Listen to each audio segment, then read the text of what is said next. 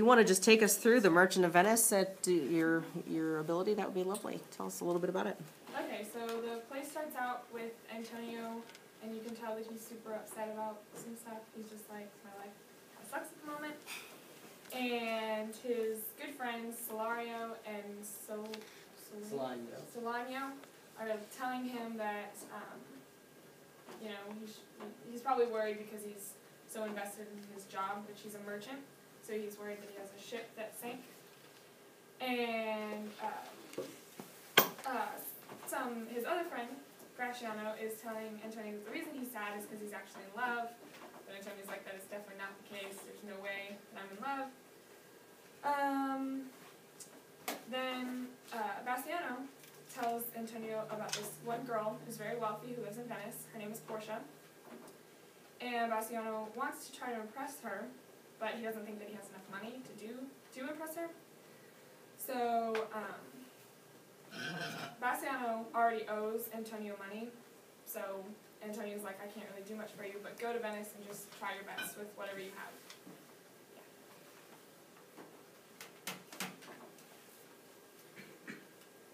I did scene 2. It opens with Portia talking to her maid Nerissa about arranged marriages that her father had essentially trapped her into thanks to his dying will. She couldn't get out of it. I think it was only by either being a nun or, I think that's actually about it, either a nun or just going with the flow. She was talking with Nerissa about all the other choices of, I guess, potential husbands that she would have had. Almost all of them being poor-ish choices. Whether it be from, were they drunkards? One was. One of them was drunkards. Mm-hmm. They acted funny. Just not good. Not pleasant people. Until Nerissa told Portia of Bassanio, and she was just kind of like, hey, this might work. And that's actually just about it. Another important thing I want to highlight was the way Portia was going to get married was her father said whoever wanted to marry Portia had to choose out of 3 caskets. A lead one, a silver one, and a gold one. And whichever one held the portrait of Portia would get to marry her. In the third scene, Act 1, Bassanio is asking Shylock, who is a very wealthy, banker, yeah, for a loan so that he can, again, impress Portia. Shylock agrees to give him 3,000 ducats over a 3-month term, so you'd have to pay him back after 3 months. And Bastiano is like, Antonio will pay you back, and Antonio agrees because he thinks he'll be able to pay the loan back in time. But Shylock is like, I need to meet this Antonio before we finalize things. And so they meet, but Shylock doesn't like Antonio because he's a Christian and Shylock is a Jew, and that's kind of a big deal through the entire play, is the fact that Shylock is a Jew. But still, Shylock agrees to make the deal with Antonio, but he says, Antonio, if you can't pay this back, you have to give me a pound of your own flesh before, basically you have to give me a pound of your own flesh if you can't pay it back. Bassanio's like, don't do it, it's fine, but Antonio is still like, yeah, I'll do it, it's worth it, and he's fairly certain that he can pay it back once he gets the money from his shipment in, so he agrees. And so, starting Act 2, we open with a suitor coming to want to try to marry Portia. He has a darker complexion, but he doesn't think it matters. Portia doesn't like him, so. But she still has to give him a fair chance because that's what her father told him. So basically, most of the act is about Prince Morocco, that's his name. Prince Morocco's thought process on who he has to. Oh wait, no, that's another scene. Sorry. This one's about them discussing on what they are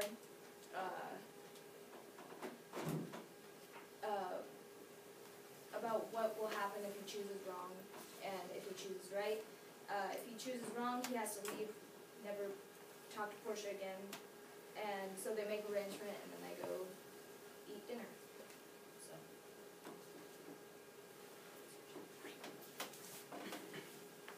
Act 2, Scene 2 opens with a man called Lancelot, who was the apprentice for Shylock.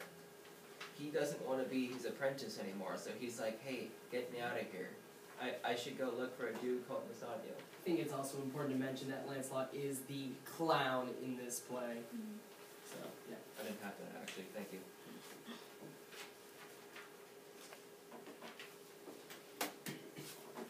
And on his way, while he was running away from his master, he met his father, who I remember was going to give Shylock a present of sorts.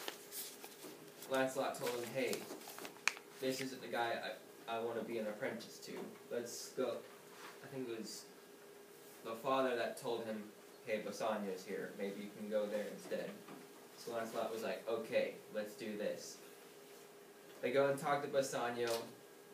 After a hefty talk of just back and forth, Bassanio was like, okay, what do you want? Lancelot said, I want to be your apprentice. Done. That's essentially the gist of that act.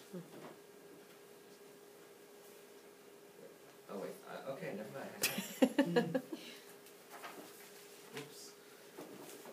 And the next scene opens with Jessica, who is Shylock's daughter, bidding Lancelot farewell from Shylock's house.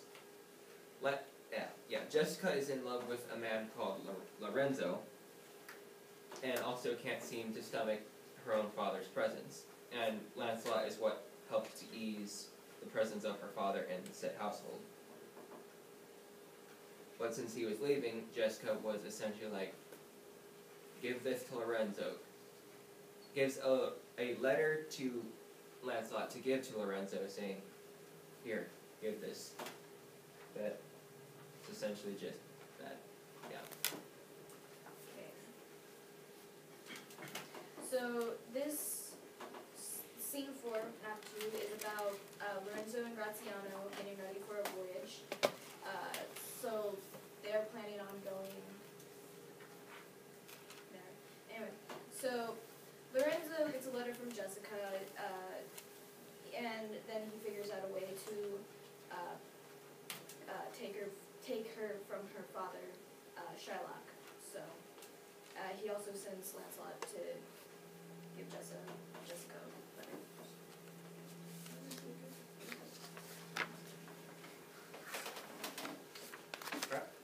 The fifth scene opens up with Shylock and Lancelot essentially just arguing, and Shylock seems keen to let him know, hey, you're going to be worse off with Bassanio, because he's not me, and he's not rich. From there, Shylock and Bassanio officially trade over Lancelot as the apprentice from Shylock to Bassanio. That is about all for that.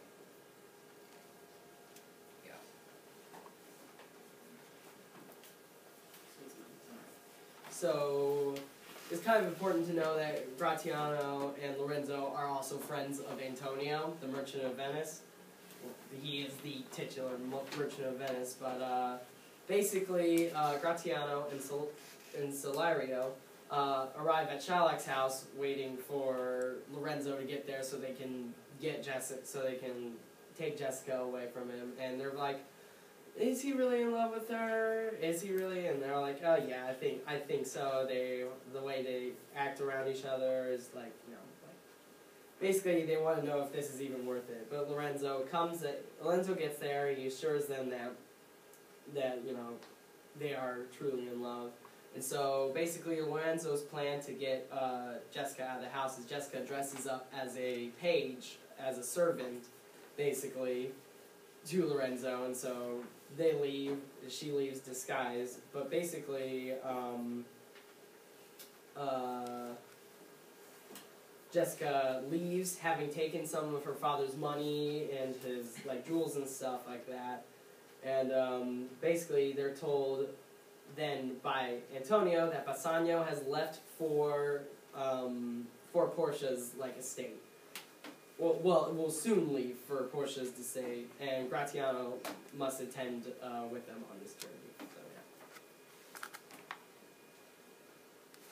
yeah. Okay, Act 2, Scene 7 is going back to the Prince of Morocco, who we met in Rebecca's section. And it's, he's still trying to obviously win Portia's affection. And sitting in front of him is a lead casket, a gold casket, and a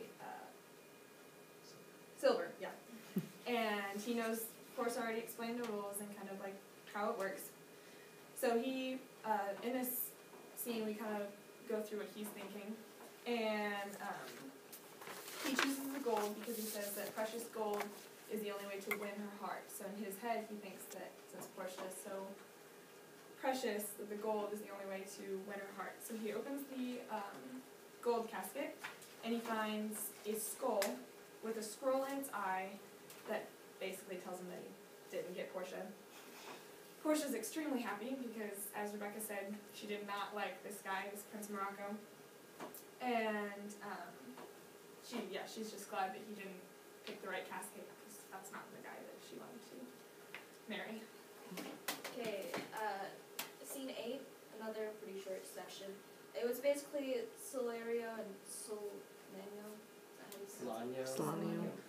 They basically discuss what has happened, like Jessica running away with Lorenzo, things that she stole. She stole some double ducats and some jewels from her father before she left.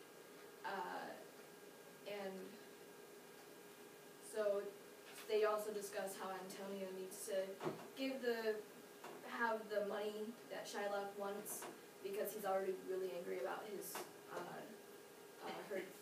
daughter running away. They also discuss about the ship that is what they think is probably Antonio's that has sunk in the English Channel.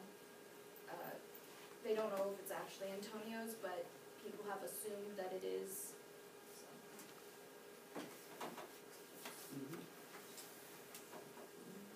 Alright, so back at Portia's estate, a new prince, the Prince of Aragon, has come to try and win Portia's hand in marriage. And he chooses the silver casket. And on this silver casket, it states whoever opened this will get what they deserve.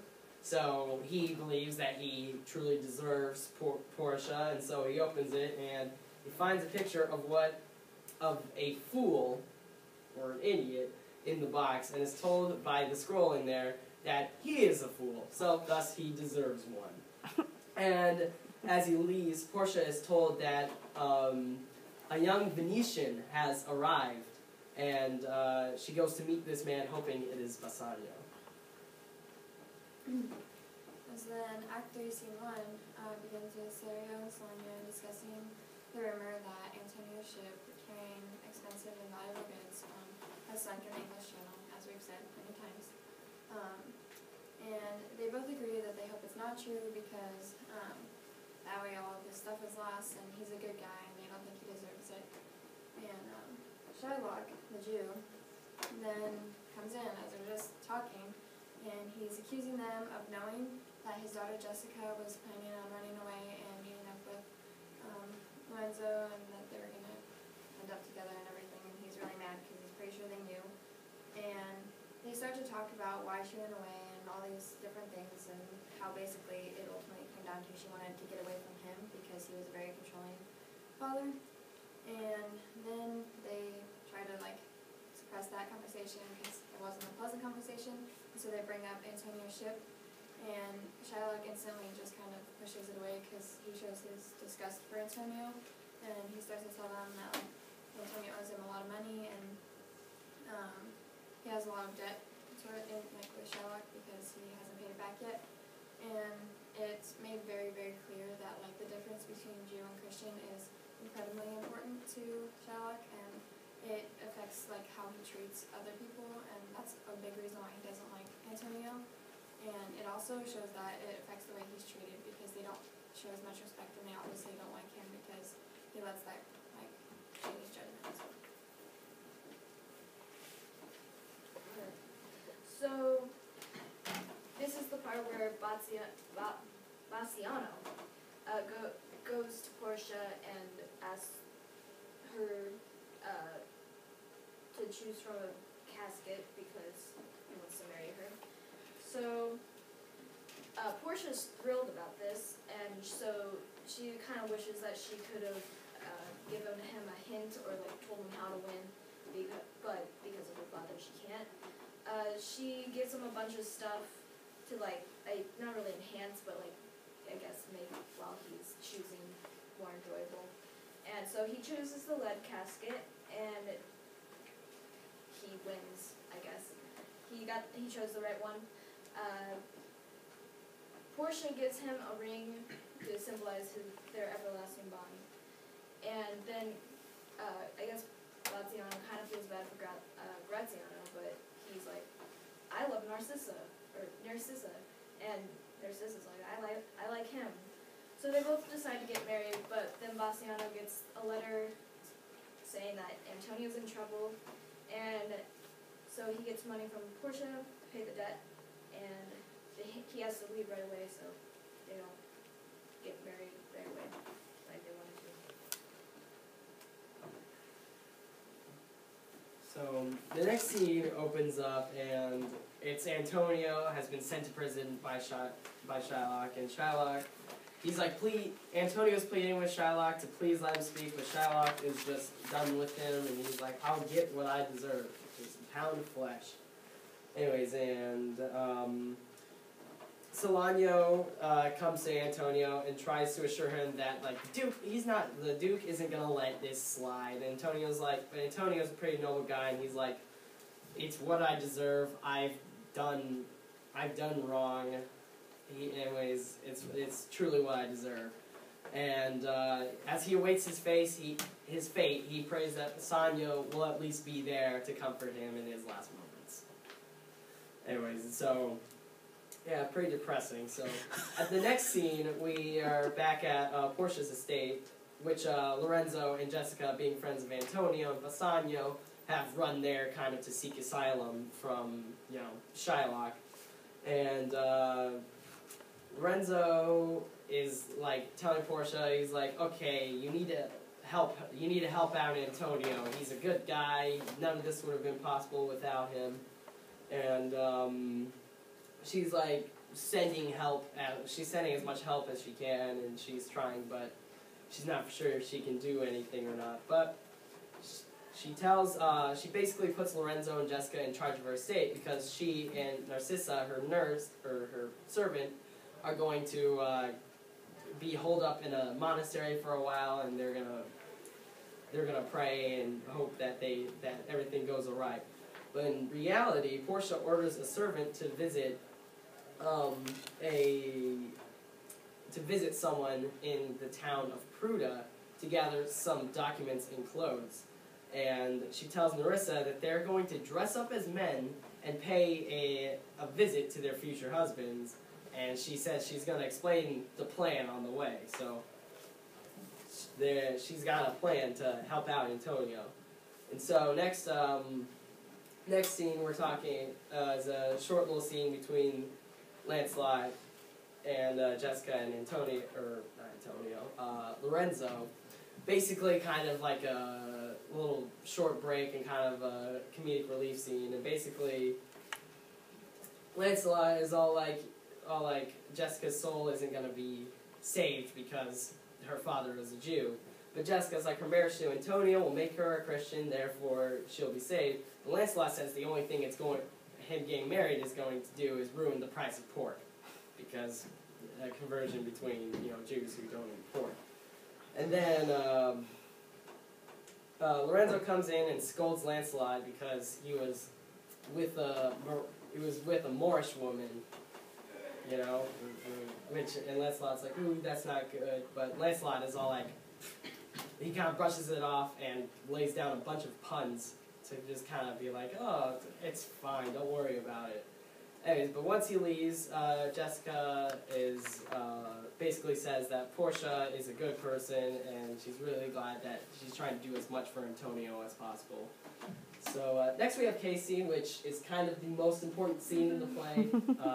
But I think, I mean, in general, can you all, I mean, in general, could you kind of summarize it for us, though? I'm sure you know what happens. Yeah, basically, Tony was about to get his heart, he's about to get that pound of flesh taken off. Yeah. But then Marissa and Portia come in, and they're dressed as law officials.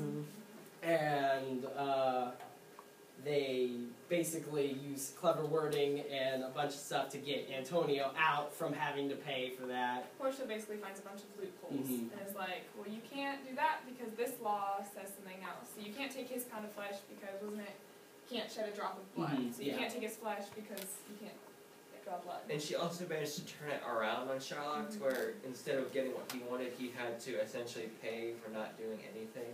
Yeah.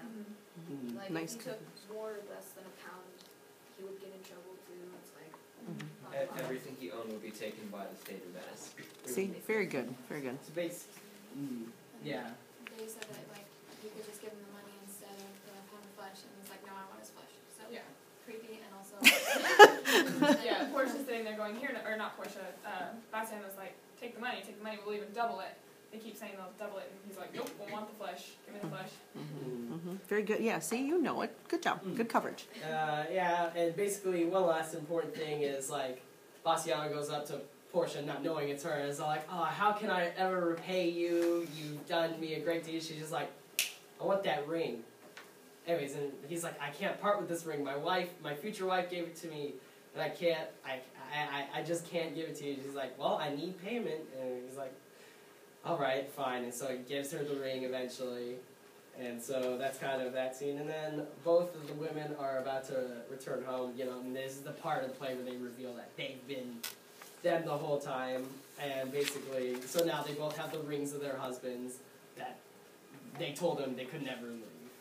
They could never lose. So. Good job. So this is like the final like end of the book. And he said it begins with Lorenzo and Jessica talking about like the outside, and they're talking about the moonlight and all this, how so many things occurred on a night like this, and they like do a little shout out, Shakespeare shout out with the lion's shadow, like when Thisbe saw the lion's shadow and ran away and everything. And they talk about how Jessica ran away from her father and how they're met up and they're so in love basically, and it's just kind of like scene. But then a messenger enters and tells them that Portia is returning from the monastery, which is where they thought she was the whole time when she was being the lawyer and saving Antonio. And then another messenger comes and telling them that Bastiano will be there, and so they're both coming back from the same place. And then also he's bringing Antonio and Graciano with him, who is the maid, Portia's maid's husband. So they're all basically coming back, and they catch up and they talk about stuff that has happened and everything. And then of course the rings come up, and Marissa asks where the ring is, like the Graciano, the ring that he had, and he's like, well, I had to give it to a guy, but it's like, it's totally fine because he was a great guy, and like I had to do it.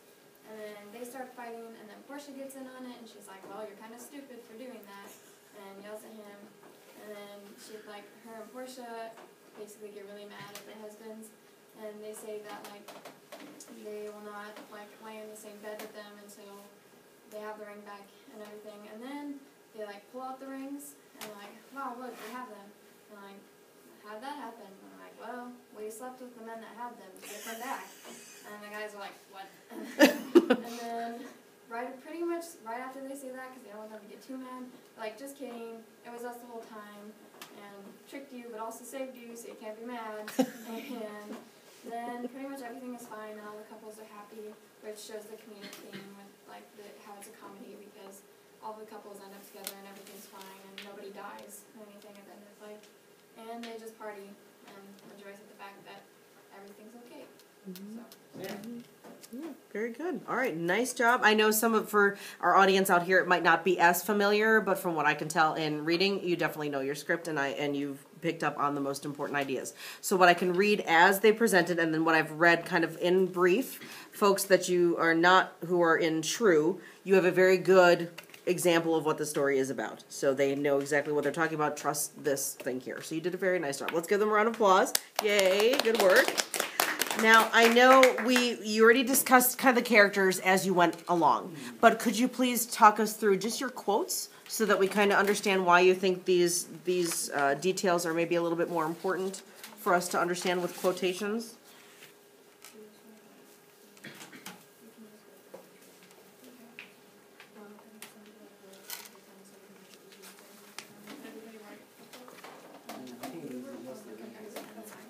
Do you want to start with that one?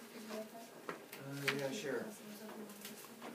Right, the first quote that we had down was, "If you prick us, do we not bleed? If you tickle us, do we not laugh? If you poison us, do we not die? And if you wrong us, shall we not revenge?" I had this as to emphasize the reason that Shylock felt he was justified when he was committing whatever acts he felt were, I guess justified, trying to use a different word. He felt was justified against the Christians at the trial in Act 4, Scene 1, when he wanted the pound of whoever's flesh, I can't remember right now. But yeah, Antonio. Like when he wanted the pound of Antonia's flesh. Persecution creates a lust for revenge that would cloud the mind, saying, "Hey, I could have gotten paid double with what I was owed, but I didn't. I was greedy. Now I'm a Christian, and I paid everyone else." That summarizes that quote. You want me to go over the ones I wrote, or? What's next? Delve inside scripture. Sorry, I or you want to say that? I mean, It's just one per person. yeah, that works. The devil can cite scripture for his purpose. Antonio, this is when Shylock was manipulating some passages that from scripture to fit what he wanted, and then so Antonio called back to when the devil was tempting Jesus, and he was like, "Devil can cite scripture even if he wanted to, so your point isn't justified." So. The next quote is, "God made him and therefore let him pass as a man." This was said by Portia when the Prince of Morocco came and was trying to win her. She made it very clear that she didn't like him, and she told, Nerissa, that she didn't like him, and she was like, "Well, don't let him come then." She's like, "No, you have to let him come. God made him, so therefore you have to give him a chance."